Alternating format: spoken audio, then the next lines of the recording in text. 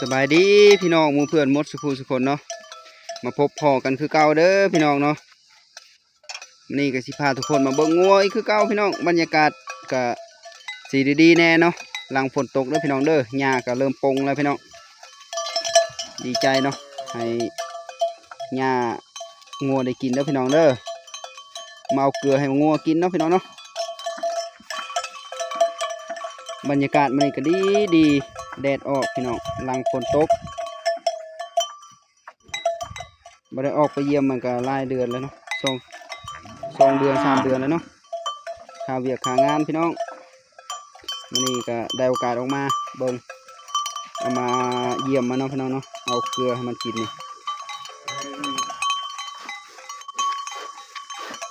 งัวก็ยังบ่ตุ้ยอยู่พี่น้องยังบ่ตุ้ยเนาะยังปรับสภาพบ่ทันได้เด้อพี่น้องเด้อยังกินหญ้าอยู่ยังจอยอยู่เนาะช่วงนี้เนาะบรรยากาศทงไห่ทงนาพี่น้องอยู่ไห่อยู่นาคือเก่าเลี้ยงงัวเลี้ยงควายงัวกะโบราณ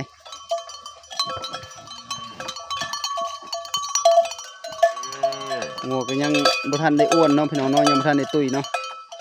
ตัวตุ้ยแล้วก็ได้เนาะมีเนาะตัวยังจอยอยู่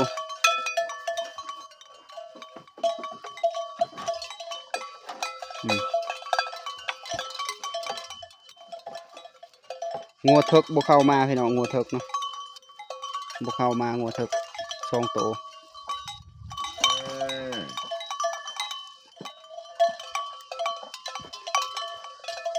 อันนี้เนาะพี่น้องเนาะชีวิตอาชีพบ้านนอกบ้านนาเฮาอยู่กับฝูงงัวฝูงควายทงไห่ทงนาแล้วพี่น้อง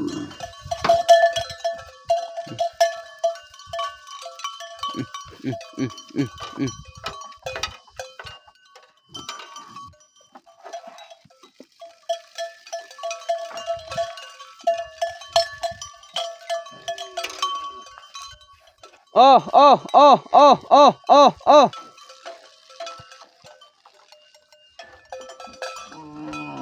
ยังงัวน้อย2 ตัว 3 ตัว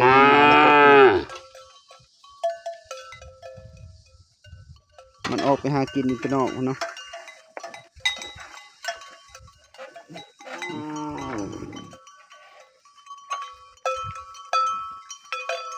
งัวก็บ่หลายพี่น้องมีแต่งัวน้อยเนาะยังบ่ใหญ่ก็ยังจอยอยู่เนาะยังบ่ทันได้มีหญ้ากินเนาะหญ้าก็บ่ทันได้หลายพี่น้องปานใดพี่น้องได้แต่เท่านี้เนาะกำลังปงเนาะหญ้าก็พามาเบิ่งบรรยากาศพี่น้องนี่ทงไห่ทงนาคือเก่านี่แต่ว่าหญ้าก็เริ่มเขียวแล้วพี่น้องเริ่มเขียวแล้วเนาะงัวเริ่มมีหญ้ากินแล้วพี่น้องเนาะดีใจเนาะฝนตก2-3 เทื่อเฮ็ดให้หญ้าปง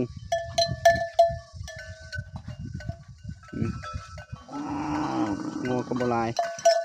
มัน30 โตเนาะ20 โตแต่เป็นงัวน้อยเนาะพี่น้องเด้องัวน้อยเนาะ